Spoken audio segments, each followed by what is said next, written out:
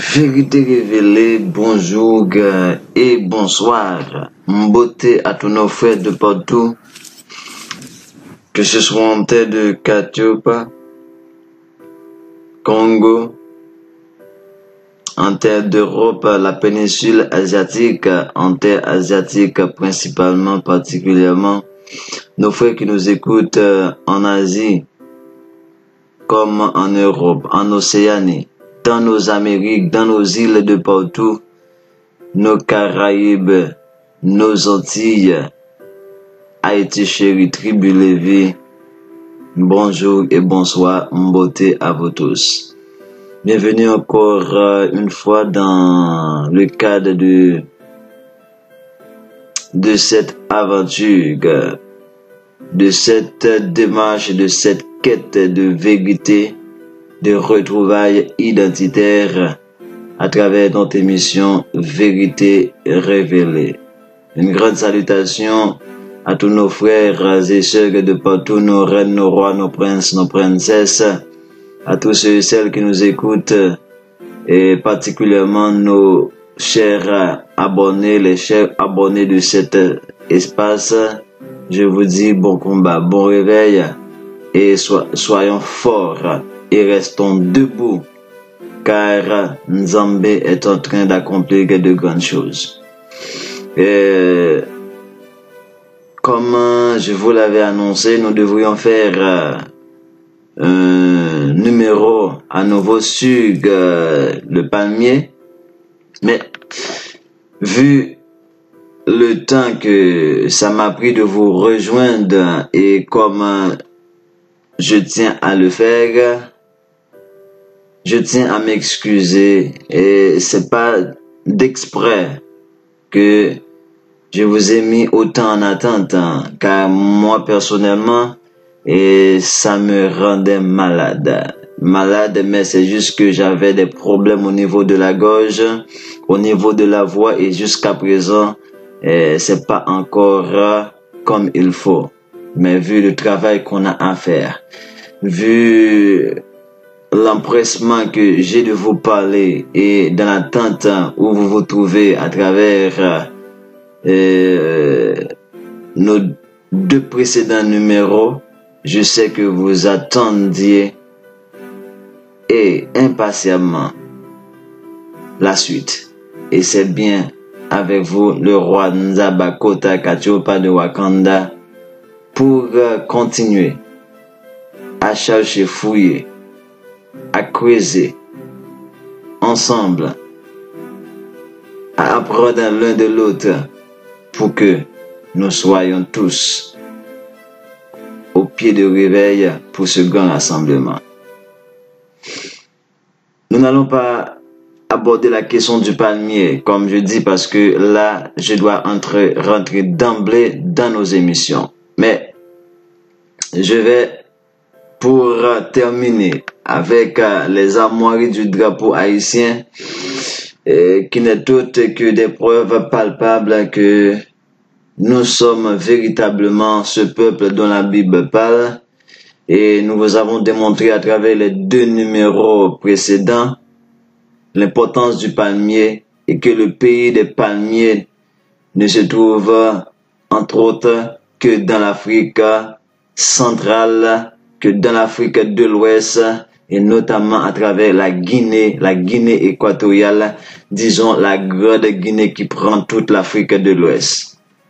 Ok? Et dans la zone côtière de l'Afrique de l'Ouest, qui touche à la mer, à la grande mer occidentale, et non pas à la mer méditerranéenne, comme veulent nous faire croire ces synagogues de Satan. Donc, nous avons bien dit, la Guinée équatoriale, c'est ce pays même dont le palmier porte le nom Éléis de Guinée.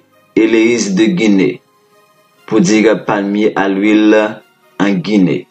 Donc, nous vous avons démontré que Deutéronome 34, verset 3, ça nous concerne en tant que peuple d'Afrique, en tant que peuple de Katiopa, en tant que peuple noir qui avons connu la traite négrière. Voilà, c'est confirmé encore une fois que véritablement c'est Israël qui avait connu la traite négrière comme prophétisé dans Deutéronome 28, notamment verset 68. Mais avant d'entrer dans, nous avons dit, nous n'allons pas toucher le drapeau haïtien dans son entier. C'était prévu de voir avec vous le palmier qui est symbole de justice et de liberté, symbole de réjouissance, de festivité sainte, pour ne pas dire divine, parce que je ne veux pas employer le terme divine, je dis sainte, ça veut dire de festivité. Quand on célèbre, quand on est en joie devant Tata Nzambe, on utilise des branches de palmier pour se réjouir. De fait, nous avons touché le palmier avec vous. Nous vous avons démontré qu'il n'est pas question que le pays des palmiers soit le pays qui touche à la mer méditerranéenne, mais plutôt le pays qui touche à la mer occidentale. Ok? Et ce pays qui touche à la mer occidentale, on dit bien c'est la Guinée, la Grande Guinée. Et si on veut parler en termes d'aujourd'hui, on pourrait accentuer sur la Guinée équatoriale, qui n'est autre qu'une partie, qu'un territoire du grand empire de Congo, qui est le centre même de la tribu de Juda, le royaume de Juda, le royaume du sud du peuple de Israël. Encore pour vous démontrer l'importance d'Haïti dans ce monde, ok, dans ce combat de réveil, nous allons parler du thème capital. Et nous allons juste faire un petit brossage sur le palmier. Il y a un petit aspect que j'aimerais voir avec vous. Mais aujourd'hui, le sujet, ça va concerner la moirie encore, le drapeau haïtien, nos armoiries. Et dans ces armoiries, on va vous démontrer que le drapeau haïtien représente le pectoral d'Aaron, le grand sacrificateur, qui contient l'Urim et le Tumim. Ok, tout ceci est dans le drapeau haïtien. Nous disons que nous allons vous démontrer que le drapeau haïtien, c'est le pectoral du grand sacrificateur Aaron, dans lequel on retrouve ces deux éléments clés, l'Urim et le Tumim. Et en fin d'émission, nous allons mettre l'accent sur ces deux éléments capitaux qui effectivement démontrent l'importance, le rôle d'Haïti dans ce monde à travers ce qu'accomplit Haïti déjà dans ce monde à partir de là ou pour mettre fin à la traite négrière ou à la barbarie occidentale, à l'esclavage. On va vous démontrer qu'est-ce qu'est devenu Haïti après ce grand événement du 18 novembre 1803, et ceci répond carrément à ces deux éléments, l'Urim et le Tumim. Mais avant d'aborder la question, le drapeau haïtien est le symbole du pectoral d'Aaron, le grand sacrificateur. Nous avons prévu de vous parler un tout petit peu sur le palmier pour clore la question du palmier. Aujourd'hui, on a dit qu'il y a même un haïtien. Ok? Soi-disant un pasteur qui a dit que le palmier qui est dans le drapeau haïtien, c'est au fait que le diable qui a donné la liberté, la délivrance, l'indépendance à Haïti s'appelle Haïzan. Ce diable-là mange le noyau, le chou du palmier. Et nous vous avons démontré l'importance de tout ceci. Sinon, on est tous des diables parce que nous aussi, on savoure ce délicieux plat qui est autre que le chou de palmier. Donc, des choses qui sont sacrées, des choses qui sont capitales, des choses qui reflètent notre valeur, notre même dignité, sont banalisées, désacralisées par le système occidental qui nous a implanté un système éducatif pour nous aliéner de pire en pire. Voilà pourquoi aujourd'hui on a tas de gens en Haïti qui se disent des docteurs, des ci et des ça, et pourtant qui ne sont autres que des illettrés dans le vrai sens du terme. Parce qu'ils sont des docteurs, des savants pour qui? Pour les autres, mais non pas pour eux-mêmes. C'est pour parler des autres, c'est pour valoriser les autres, c'est pour élever les autres, mais tout en se rabaissant soi-même. C'est ça l'haïtien d'aujourd'hui, parce qu'on est un peuple sous la malédiction ou sous le châtiment.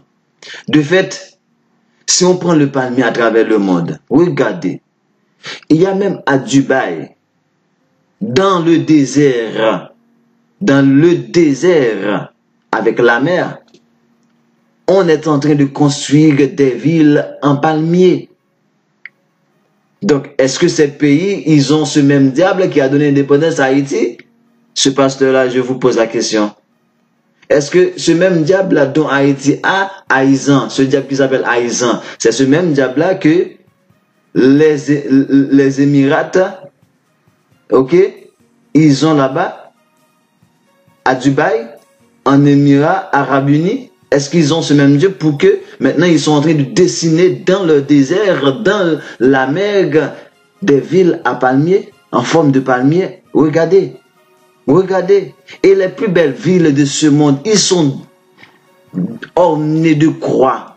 Ils sont ornés de palmiers. Quand vous entrez dans les plus beaux palais, ils sont tous ornés de palmiers. Vous voyez? Les autres enchérissent ce qu'ils font. Ok? Tout ce qui fait notre valeur, notre dignité, nous les banalisons. Parce qu'on est un peuple qui est tombé en décadence, en pourriture spirituelle. Excusez-moi le terme. C'est ça que je voulais voir avec vous. Et il y a une sœur congolaise qui est avec moi à Montréal qui m'a révélé ceci. Pour me dire que elle est une personne âgée environ, elle a dit mon cher frère, mon fils, mon roi, parce que elle comprend le contexte. On est des rois, on est des princes, princesses en dispersion. M'a dit mon roi, mon prince. Avec le palmier, il y a une révélation. C'est pas juste que le palmier, c'est symbole de justice et de dignité.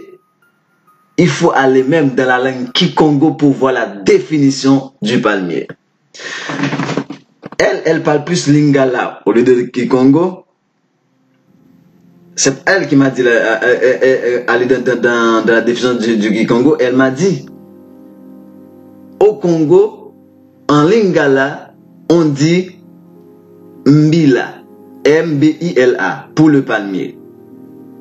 Et lorsqu'elle m'a dit ça, elle m'a dit ça signifie prière, appeler. J'ai mon dictionnaire de Kikongo, j'ai vite été voir. Effectivement, palmier signifie Mbila. Mbila veut dire, palmier se dit Mbila, qui veut dire appeler, appel. Et dans la Bible, qu'est-ce que représente le palmier? Le palmier représente le lieu. Ok? Si on prend le cas de Déborah dans Josué chapitre 4 verset 5, c'est comme on fait en Afrique au Congo. On rend justice, on met le tribunal sous des palmiers. Comme Déborah jugeait le peuple sous un palmier, au Congo on fait la même chose. Les anciens, les juges, jugent le peuple sous des palmiers. Mais qu'est-ce qu'on dit? Appeler en justice. Mais en vrai terme, en terme beaucoup plus occidental, on dit ester en justice. Mais on dit, quelqu'un m'a appelé en justice. Appel en justice. Fais appel en justice. Appeler. C'est tellement beau, tellement vrai lorsque cette sœur-là qui m'a révélé cette vérité, je dis non, c'est incroyablement vrai. On est véritablement le peuple de Tata Nzambe. Tout nous convient dans ce qui est positif dans la Bible. Je dis dans ce qui est positif, dans ce qu'on tire de bon dans la Bible, tout ça nous convient en tant que peuple de Katiopa. À chaque fois, vous nous demandez des preuves, des preuves, des preuves. Voilà pourquoi ils ont défalqué, ils ont comment déchambardé quoi nos langues à nous, pour qu'on ne se retrouve pas, parce qu'à travers nos langues, on se retrouve carrément. Les gens qui pensent que c'est la Bible qui nous... Non, je vous le dis, avec le Kikongo, avec le créole, on pourrait se retrouver sans aucun autre document de support, parce que ce sont les anciens qui laissent l'essence de nos lois, l'essence de nos traditions, le sens de nos cultures. Ce sont les anciens. Voilà pourquoi même dans la Bible, il va être dit dans Job chapitre 8, nous devons consulter les anciens. Et c'est la raison pour laquelle je vous ai dit, après avoir être conscient que nous sommes, après avoir retrouvé notre identité en tant que le peuple qui est décrit dans la Bible, notre devoir maintenant c'est d'aller voir nos anciens en Haïti, un peu partout, en République dominicaine, dans les frontières entre Haïti et la République dominicaine. Il y a des anciens qui ont encore l'essence de nos lois, l'essence de notre identité. Il faut aller les voir pour les entendre parler, car la transmission est orale. C'est de bouche à oreille, ça se faisait selon la tradition de Katiopa. Mbila signifie prier. Mbila signifie intercéder. Mbila signifie appeler. C'est ça le palmier. Le palmier. Le palmier. Voilà pourquoi ça représente le symbole de justice. Le symbole de liberté.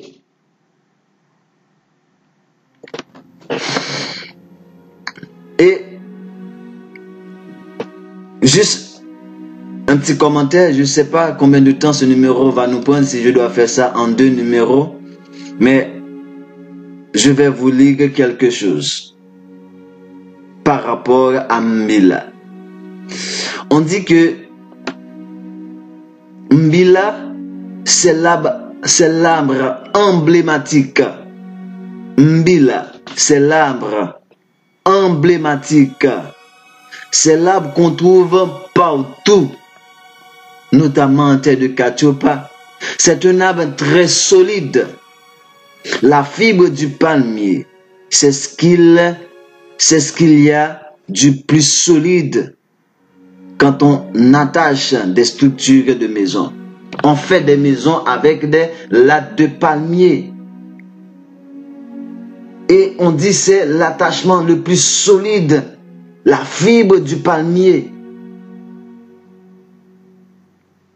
Il y a des maisons en Haïti, qui ont des dizaines, et même, pour ne pas dire même, des dizaines et dizaines d'années. Ça reste solide. Ça se fait avec des lattes de palmier, des fibres de palmier. Ça ne se casse pas. D'ailleurs, la personne qui parle, il dit, c'est pas la fibre, c'est avec de la fibre du palmier qu'on fait les bottes de menthe. Ils attachent ça avec un truc vert. Ça c'est au niveau de Bruxelles même. Ça c'est un article qui vient de Bruxelles. Oui, mais on dit que dans l'imaginaire ici de personnes d'origine congolaise, on a tendance à désigner même les policiers par Mbila. On ne sait même pas pourquoi. Mais on dit au Congo, il y a 4 langues nationales. Le Kikongo, le Chiluba, le Swahili et le Lingala. Mbila, c'est un Lingala. Également en Kikongo, parce que je le retrouve dans mon dictionnaire de Kikongo. En Kikongo, on dit Mbila. En Lingala, on dit Mbila. De plus, De plus en plus, c'est convenu notre identité linguistique ici, le lingala. Ok? C'est le noix des palmiers. On dit également mbila pour le noix des palmiers. Regardez ceci. Voilà. On dit mbila pour le noix des palmiers. Il y a tout ça. Hein? Voilà. Regardez bien. Mbila pour le noix de palmier. Voilà le noix de palmier ici. Ça, c'est les graines de palmier. Voilà le noix de palmier. Ok? Voilà ici. Vous pouvez voir ça du côté. On dit, vous allez voir ça. Voilà. Mbila. On dit lobila. Mbila. Noix de palmier. Mbila. Esobe. Mbila esobe. Noix de palmier. Voilà. Tout ceci, c'est des noix de palmier. Les graines de palmier. Ok? On dit mbila. Pour même le noix de palmier. Donc, ça, c'était pour vous montrer, en gros, la question du palmier. La question du palmier. Qui, on dit, par définition, en Kikongo en lingala, mbila, qui signifie prier, appeler, appel. Et on dit vraiment, on fait appel en justice, hein? On appelle quelqu'un en justice. Et des fois, comment dirais-je, quand on prononce, je sais pas, ça m'échappe là, quand on prononce quelque chose contre quelqu'un, quand on rend un jugement, cette personne a le droit de faire appel. Tout ceci, c'est mbila. Bref, on va s'arrêter ici. Et c'était juste pour vous montrer ce côté-là. Nous allons entrer dans notre numéro du jour en grande pompe avec ce qu'on appelle le drapeau haïtien représente le pectoral du grand sacrificateur Aaron. Donc, chers bien-aimés, écoutez ceci.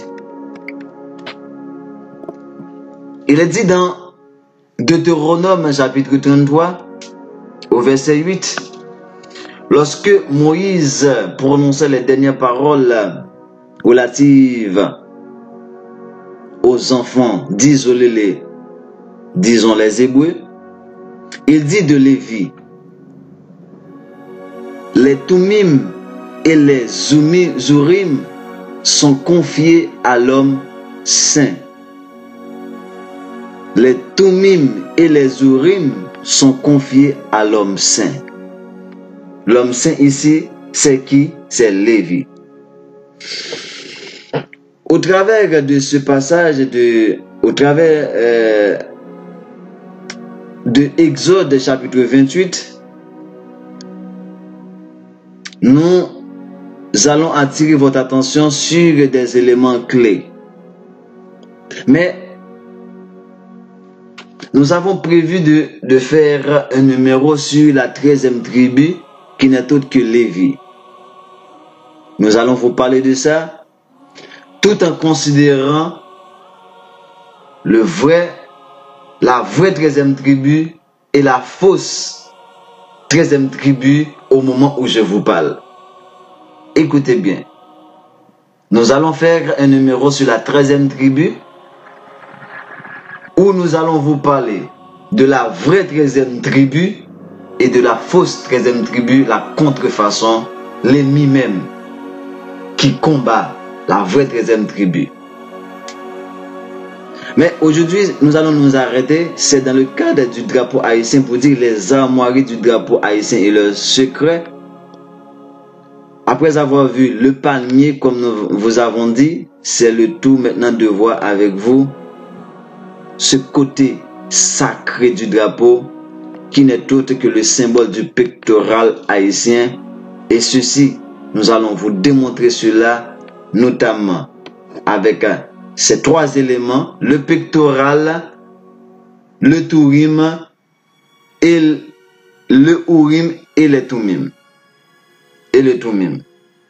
On dit, dans Exode chapitre 28, nous allons attirer votre attention sur ces trois éléments du souverain sacrificateur qu'on trouve dans le vêtement. Dans son vêtement. Comme tout ce qui a été révélé à Moïse à propos du tabernacle et du service à Tata Nzambe, les vêtements d'Aaron étaient saints et particulièrement confectionnés. Laissons-nous découvrir l'importance et la portée spirituelle de ces éléments, à savoir le pectoral, le Tumim et l'Urim qui se trouvent dans les vêtements d'Aaron. On dit, avec ceci, il faut se poser la question. Quelle est la responsabilité du souverain sacrificateur Aaron dans le tabernacle? Quel était son sacerdoce? C'est une question capitale et centrale dans le cadre de notre démarche de retrouvailles identitaires. Le souverain sacrificateur était bien Aaron, fils aîné de Lévi, à savoir fils aîné de l'homme saint, comme on l'a vu dans Deutéronome chapitre 33, à savoir Lévi. Mais nous savons aussi que notre sacrificateur, comme Aaron, doit venir. Écoutez-moi bien, j'ai pas dit que notre sacrificateur doit revenir. Je dis un autre sacrificateur, comme Aaron, doit venir. Et c'est celui-là. C'est celui-là qui aura le sceptre de la royauté et le bâton du grand sacrificateur à toujours et à perpétuité. Il régnera sur le peuple de Tata Nzambe comme un père, selon Ésaïe 22, verset 21. Mais la question de le bâton du sacrificateur et le sceptre de la royauté, vous trouvez ça dans Genèse chapitre 43, mais notamment dans Zacharie chapitre 6, verset 12 et 13. Le sacrificateur, ce sacrificateur est celui qui a porté, en parlant d'Aaron, mais qui portera, ça veut dire celui qui va venir, les 12 fils, les 12 kanda, les 12 tribus d'Isolélé, le peuple bantou hébreu, devant Tata Nzambe de manière perpétuelle. Je reprends. Le sacrificateur qui va venir comme Aaron va porter les 12 kanda, ça veut dire les 12 tribus du peuple bantou hébreu appelé Isolélé. Il va porter ces 12 kanda devant Tata Nzambe de manière perpétuelle sur ce qu'on appelle le pectoral. En résumé, nous disons que le rôle prépondérant de Aaron était d'intercéder auprès de Nzambe. J'utilise le mot Nzambe pour que ça sonne un peu dans les oreilles de mes confrères, de mes frères haïtiens. Parce que nous avons le mot zombie qui dérive du mot Nzambi. Allez voir notre émission, l'étymologie du mot zombie prouve qu'on est le peuple de Tata Nzambe. Il y a un numéro de vérité révélé là-dessus. Nous disons que, en résumé, le rôle prépondérant de Aaron était d'intercéder auprès de Nzambe pour le pardon des péchés, présentant le sang du sacrifice expiatoire pour le salut du peuple. Ok? Dans ce ministère de salut et de justice, Aaron portait devant Nzambe les noms des 12 fils d'Israël appelés dans la Bible, mais nous disons Isolélé. Aaron portait devant Nzambe les noms des 12 fils hébreux gravés sur le pectoral. Lorsque Aaron entra dans le sanctuaire, il portera sur son cœur 12 fils du peuple hébreu, gravés sur le pectoral de jugement, pour en conserver à toujours le souvenir devant Nzambi. Et c'est ce que nous dit l'Exode 28, versets 29 et 30. Écoutez ceci. Tu joindras au pectoral du jugement l'Urim et le Thummim, et ils seront sur le cœur d'Aaron lorsqu'il se présentera devant Nzambi. Ainsi, Aaron portera constamment sur son cœur le jugement des fils d'Israël lorsqu'il se présentera devant Tata Nzambi. Exode 28, versets 29 et 30.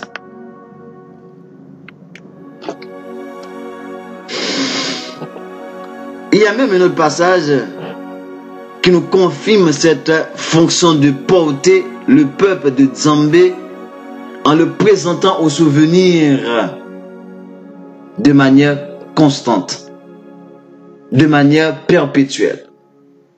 Et ce passage, on le retrouve dans Exode 28, versets 11 et 12, qui nous dit ceci: tu graveras sur les 2 pierres les noms des 12 fils hébreux, comme on rave les pierres et les cachets. Tu les entoureras de montures d'or. Tu mettras les 2 pierres sur les épaulettes de l'étoffe en souvenir des fils d'Israël. Et c'est comme souvenir qu'Aaron portera leur nom devant Tata Nzambi sur 2 épaulettes. Aaron portait le peuple de Tata Nzambi, isolé, appelé Israël, non seulement sur son cœur, mais aussi sur ses épaulettes. De même, il les portait sur son front. Et c'est ça qu'on retrouve dans le verset 36 de Exode chapitre 28, où nous voyons en effet que sur son front était fixée aussi une lame d'or pur, sur laquelle était gravé sainteté à Nzambi. Il a été dit, il est dit, elle sera sur le front d'Aaron, et Aaron sera chargé des iniquités commises par les enfants d'Israël en faisant toute leur sainte offrande. Elle sera constamment sur son front devant Tata Nzambi pour qu'il leur soit favorable. Mes amis, portez attention à ça, m'appeler là. C'est pas si bagay m'appeler la bonne là, non. Chers bien-aimés, prêtez attention. Allez lire les passages. Aïe aïe aïe. Quand on va entrer dans le drapeau haïtien, on va apprendre vraiment le sens de ces passages. Écoutez, parce que je voulais juste vous présenter Aaron avec le pectoral, l'Urim et le Thummim, pour qu'après je vous amène le drapeau. Le drapeau, pour voir que tout ce qu'on est en train de dire là, ici, c'est dans le drapeau haïtien. C'est ça qu'on va vous prouver. Est-ce que vous entendez? Écoutez, le verset 36 qui dit: elle sera sur... ok. Il est dit, ok? Sur le front d'Aaron était fixée une lame d'or pur, sur laquelle était gravée sainteté à Nzambi. Et il est dit, 2 points. Elle sera sur le front, cette lame d'or, elle sera sur le front, ça c'est selon Exode 28, verset 36. Cette lame d'or sera sur le front d'Aaron, et Aaron sera chargé des iniquités commises par les enfants d'Israël. C'est là que il y a quelque chose qui m'a traversé. Lorsqu'il est dit que et Aaron sera chargé des iniquités commises par les enfants d'Israël. Avec le drapeau haïtien où nous représentons les 12 tribus d'Israël. Oh là là, n'est-ce pas que... Oh, c'est hier sur des pages WhatsApp, je disais ceci. Je salue tous nos amis de WhatsApp, j'en profite. Il y a Eduardo Galeano, un écrivain uruguayen qui est mort le 15 février 2015, qui a dit ceci d'Haïti. En parlant de Haïti à travers son ouvrage L'insolence nègre qui hante l'âme blanche, qui a dit que Haïti expie encore pour son péché de dignité. Tous les complots internationaux que vous voyez actuellement, et je le disais tantôt, au moment où je vous parle, on vient d'admettre la République dominicaine au Conseil de sécurité des Nations Unies. Par rapport à Haïti, qui est la République dominicaine? Que représente la République dominicaine? La République dominicaine était-elle membre fondateur de l'ONU? Non. Alors que Haïti, oui. L'ennemi qu'on trouve dans Somme 83 joue sur tous les fronts pour éradiquer les Haïtiens. Pour finir avec cette nation, parce qu'ils savent qu'est-ce que représente cette nation. C'est pas pour rien que Delano Roosevelt avait dit, si on laisse ces gens associés, ces va-nu-pieds, retrouvent le chemin de leur union, de leur identité, ils nous extermineront tous. Voilà pourquoi, du matin au soir, le système travaille et travaille contre qui? Contre Haïti. Pour faire quoi? Pour en finir, pour se débarrasser, pour éliminer. Mais malheureusement, c'est bien compté, mal calculé. Malgré 12 janvier, malgré 4 octobre, malgré choléra, malgré toutes sortes de maladies.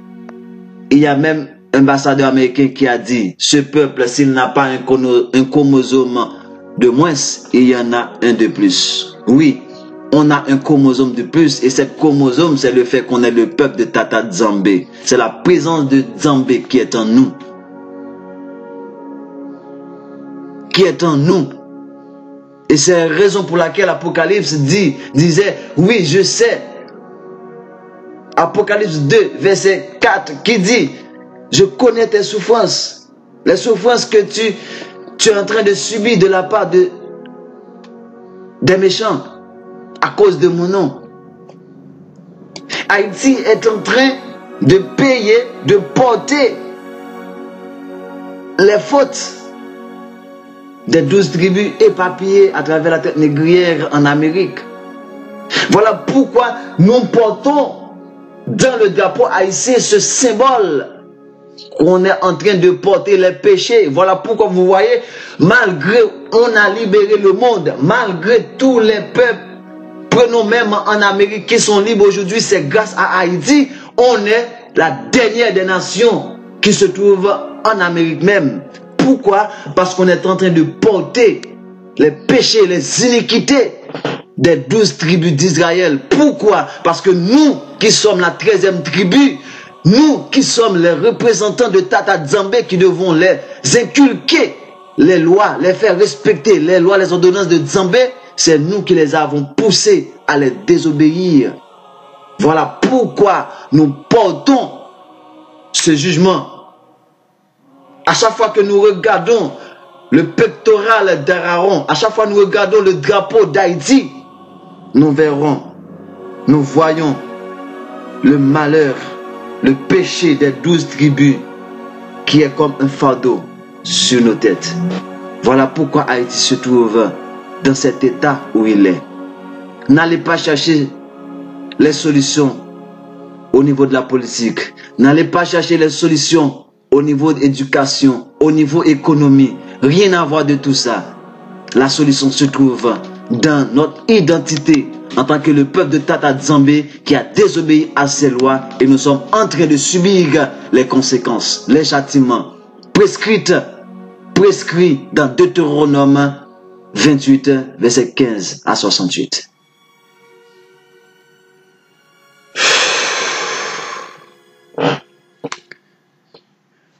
La lame d'or qui est sur le front d'Aaron sera sur le front d'Aaron et Aaron sera chargé des iniquités commises par les enfants d'Israël en faisant toutes leurs saintes offrandes. Elle sera constamment sur le front d'Aaron devant Nzambé. Elle sera constamment à perpétuité. Aujourd'hui, on n'a pas de sacrificateur. Aujourd'hui, on n'a pas un représentant. Mais le peuple de Tata Nzambe a un sacrificateur qui n'est autre que la nation haïtienne à travers son drapeau qui porte encore les iniquités de son peuple qui l'a amené à la désobéissance et qui a eu comme conséquence la dispersion, la traite négrière, l'esclavage. Et jusqu'à nos jours, après avoir passé 3 siècles dans l'esclavage physique, maintenant, on est en train de connaître déjà plus de 2 siècles d'esclavage spirituel, mental, identitaire.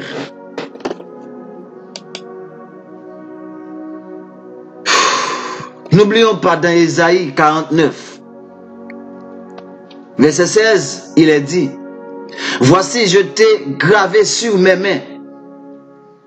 Tes murs sont toujours devant mes yeux. Ici, l'on comprend que Israël est porté en permanence en souvenir, au souvenir de Nzambé. Aujourd'hui, on dit, non, on parle de... Israël n'existe pas. Les 10 tribus perdues d'Israël. Mais ils sont perdus, mais ils sont quelque part. Ils sont perdus, mais ils sont quelque part. Leur mémoire a été effacée. Mais si la mémoire a été effacée, eux encore ils sont là. On doit retrouver cette mémoire. Oui, les ennemis de Tata Nzambe dans Somme 83 ont tout fait pour effacer notre mémoire. La mémoire du peuple de Tata Nzambe. Exterminons du milieu des nations, exterminons-les. Pour qu'on ne se souvienne plus du nom d'Israël. J'utilise le terme Israël avec vous pour que vous puissiez mieux me comprendre. Si on est perdu, on est quelque part. On est quelque part. Et nous voilà en train de nous réveiller. Cette nation est sur son cœur. Cette nation est sur ses épaules, est sur son front. Et le front, c'est le siège de ses pensées. Si l'on prend ça du point de vue humain, à travers Aaron, et sur ses mains, il a dit, on est écrit dans la paume de ses mains. Aaron avait cette fonction de porter les noms des fils d'Israël et de plaider en leur faveur.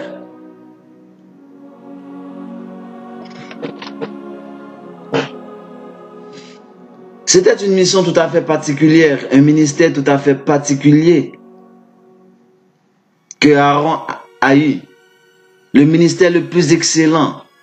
Aaron possédait un saint sacerdoce. Son ministère était précieux et lui-même était digne de l'exercer parce qu'il est le fils de l'homme saint, le fils aîné de l'homme saint, qui n'est autre que Lévi, à qui est confié l'Urim et le Tumim. Et nous allons voir qu'est-ce que c'est que l'Urim et le Tumim. Étant consacré à Tata Nzambe, Aaron, Aaron était la maison de Lévi même. Grand sacrificateur, choisi de Tata Nzambe, le premier-né des élus, à savoir le peuple de Tata Nzambe. Lorsque je dis élu, ce ministère était transmis de génération en génération pour le salut de Israël, parce que la prophétie a été faite à Abraham dans Genèse chapitre 17 verset 7. J'établirai mon alliance avec vous et avec vos descendants après vous de génération en génération. Donc, ça veut dire, la fonction du grand sacrificateur, c'est quelque chose qui est confié à toujours à perpétuité. Il faut qu'il y ait des gens pour encore remplir cette fonction. Malgré on est en dispersion, malgré on est en perte de mémoire, malgré on est en perte identitaire, mais la fonction est parmi nous sans même le savoir. Haïti l'a symbolisé dans son drapeau. Quelque chose qui est là à toujours à perpétuité. Quelque chose qui est là à toujours à perpétuité. Il faut qu'il y ait des gens pour assurer la pérennité, cette pérennité. Ce ministère était transmis de génération en génération pour le salut de Israël, les Hébreux. Ainsi viendra celui dont son sacerdoce est supérieur à celui d'Aaron, car il demeurera éternellement, comme je vous l'avais déjà dit. David aura sur le trône quelqu'un qui régnera à toujours et à perpétuité. Et c'est celui-là qui va porter, qui va avoir le sceptre de la royauté et le bâton du sacrificateur. Et là, il va y avoir une parfaite harmonie entre ces deux éléments sacrés, bâton sacrificateur, sceptre de la royauté et la sacrificature, Judas et Lévi. Voilà pourquoi vous voyez, entre les Noirs des États-Unis et Haïti, on ne peut même pas différencier ces gens. Aujourd'hui, la majorité des Noirs aux États-Unis ont une descendance haïtienne. Et les États-Unis, c'est le deuxième pays où on trouve plus d'Haïtiens dans le monde. Parce qu'il y a déjà une harmonie qui a été prophétisée entre Judas et Lévi. Les Noirs des États-Unis sont Judas, Haïti c'est Lévi. Et même les Noirs des États-Unis ont immigré en Haïti après 1803, parce qu'aux États-Unis, il y avait encore l'esclavage qui a même duré un siècle après l'indépendance. Soi-disant, la révolution américaine, c'est en Haïti que ces Noirs-là se sont débarqués. Voilà pourquoi on a des noms comme Wilson, Jackson, Michael, Anderson, Peter, John. Voilà pourquoi on a ces noms en Haïti. Parce que Judas a été se réfugier sur le territoire de Lévi, qui est son propre territoire également, parce qu'il y a une harmonie entre ces deux. Maintenant, nous allons faire ce numéro, cet épisode en 2 numéros là. Hein? Maintenant, voyons. On vient de parler du pectoral. Et nous allons mettre l'accent sur les 2 autres éléments que nous avons lus pour vous au commencement. Dans Deutéronome chapitre 33 verset 8 qui dit: et de Lévi il est dit, les Urim et les Tumim sont confiés à l'homme saint. À l'homme saint. Laissez-moi lire ce passage directement dans Deutéronome pour vous. Dans Deutéronome chapitre 33. Verset verset 11, qui dit ceci, écoutez. Sur Lévi, il dit, les Toumim et les Urim ont été confiés à l'homme saint que tu as tenté à Massa et avec qui tu as contesté aux eaux de Mériba. Non, on va continuer. Qu'est-ce que c'est que les Tourim et les Umim? Les Toumim et les Urim. Alors, les Toumim et les Urim, qu'est-ce que c'est? Sur les pectorales étaient fixées 12 pierres précieuses, représentant les 12 tribus. Représentant les 12 tribus. Lorsqu'on parle des 12 tribus ici, on parle des 12 tribus en fonction des 12 fils de Yacouba. Car je vous le dis, il va y avoir une 13e tribu. Mais lorsqu'on parle dans le sens global, on parle de 12 tribus. Parce que Joseph s'est divisé en 2 tribus. Lorsqu'on enlève les 2 tribus de Joseph, on met Joseph à la place, on parle de 12 tribus. Mais lorsqu'on enlève Joseph, on parle de 13 tribus. Il y a tout un enseignement à propos de ces pierres colorées et variées. Chaque tribu, chaque kanda est en effet spécifique devant Nzambé et remplissant une fonction particulière selon la pierre qui lui a été désignée. Judas a sa pierre et ça symbolise la royauté. Dan a sa pierre et ça symbolise le jugement, le serpent. Eh oui, vous négativez. Oui, vous êtes en train de parler du serpent. Oh, c'est du satanisme, blablabla. Alors que sur la tête d'Aaron, des pharaons, il y avait un serpent. Et les pharaons ont été les premiers régnants établis par Tata Nzambé. Vous parlez du serpent comme étant du satanisme, alors que dans le désert, Tata Nzambé nous a demandé d'élever les yeux pour regarder le serpent d'airain pour être guéri.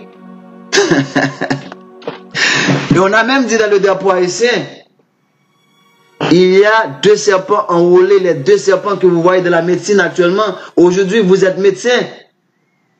Mais le fait que vous êtes chrétien, dès qu'on parle de serpent, et non, c'est du diabolisme, n'est-ce pas? Mais vous êtes médecin. Alors que le symbole de la médecine, c'est 2 serpents enrôlés.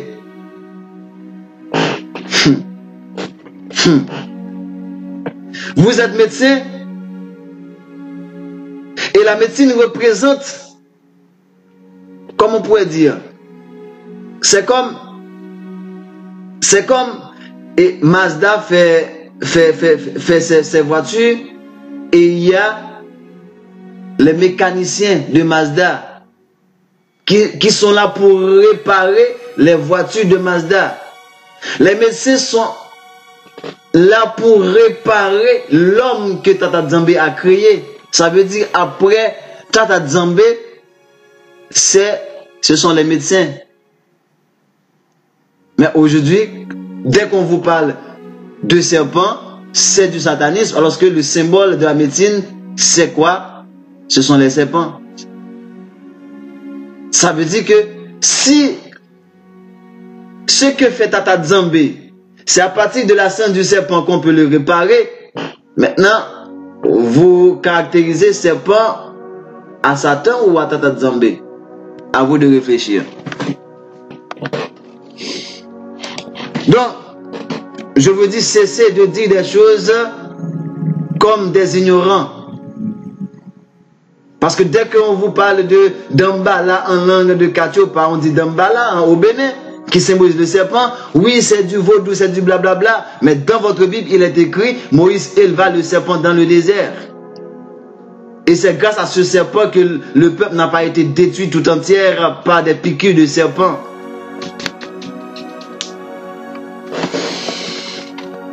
Il faut finir avec les démagogues. On dit que, on va terminer, pour reprendre, Sur le pectoral étaient fixées 12 pierres précieuses représentant les 12 tribus. Il y a tout un enseignement à propos de ces 12 pierres colorées et variées. Chaque tribu est en effet spécifique devant Nzambé et remplissant une fonction particulière selon la pierre qui lui a été désignée. Ajouté au pectoral, il y a 2 pierres particulières, 2 pierres spéciales, l'Urim qui symbolise la lumière, la révélation, et le Tumim qui symbolise la perfection et la vérité. Vous entendez? Vous là qui êtes à l'église, est-ce que vos pasteurs vous ont déjà dit qu'est-ce que ça signifie? Est-ce qu'ils vous ont même déjà parlé de ces éléments-là? On dit Tumim qui symbolise la perfection. Alors que dans vos églises, vous dites tout le temps, oh, soyez parfaits comme votre Père Céleste est parfait. Mais est-ce que vous savez, cette perfection est symbolisée par ce qu'on appelle le Tumim? Recherchons la vérité, ok? Et c'est ce qui vous affranchira. Vous connaîtrez la vérité et la vérité vous affranchira. Savez-vous que la vérité, son symbole, c'est le Tumim? Oh, nous sommes la lumière des nations, blablabla. Savez-vous que cette lumière symbolise l'Urim? Et c'est ça que nous nous proposons de voir avec vous dans le prochain numéro, que dans le drapeau haïtien, on dit, il y a le symbole de la lumière. Haïti, c'est la lumière des nations. À travers ce qu'on a fait en 1803, toutes les nations marchent à notre lumière. Parce qu'on a libéré, on a inculqué au monde entier la notion de liberté. Ça, c'est la lumière. Et la vérité, c'est que la perfection, c'est que tout homme doit être vivre.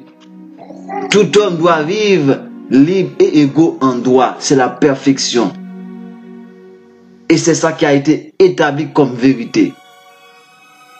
La liberté. Mais surtout, on voit dans l'Urim la lumière. Et on dit que Haïti, c'est la lumière des nations. Et pour terminer, par rapport à ces passages, on dit, tu joindras au pectoral. Ça, on trouve dans Exode chapitre 28, verset 30.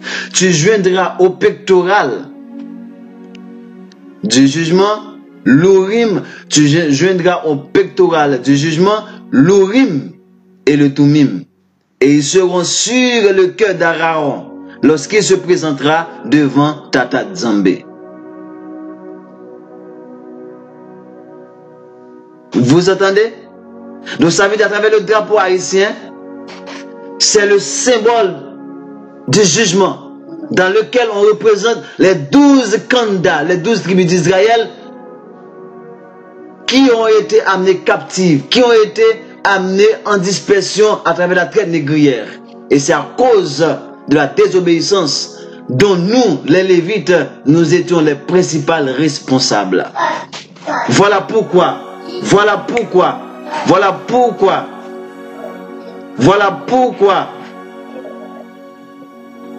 nous vous disons, les armoiries du drapeau haïtien et le secret, et ces secrets, nous allons voir avec vous le drapeau pour vous démontrer tous ces éléments à travers le chiffre 12, à travers également,